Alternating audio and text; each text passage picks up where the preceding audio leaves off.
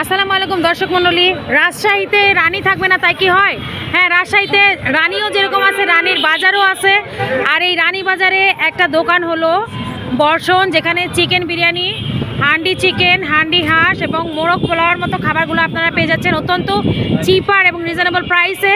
দেখেন, চিকেন বিরিয়ানি 50 টাকা, হান্ডি চিকেন 60 টাকা, হান্ডি হাঁস প্লাস পোলাও 80 টাকা এবং মোরগ পোলাও 100 টাকা। এখানে খাবারের অর্ডারও নেওয়া হয়।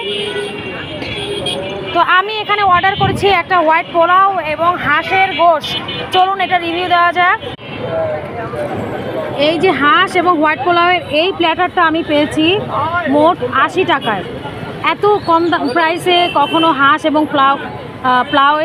পোলাওয়ের প্লেট রাজশাহীতে কখনো খাই নাই।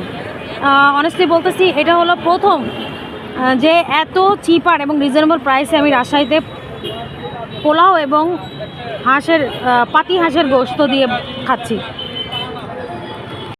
এই পোলাও এবং হাঁসের কম্বিনেশনটা অসাম। এবং হাঁসটা দেখেন কত সফট। আর অনলি 80 টাকার মধ্যে এই ধরনের প্লেটটা আসলে আমরা চিন্তাও করতে পারি না।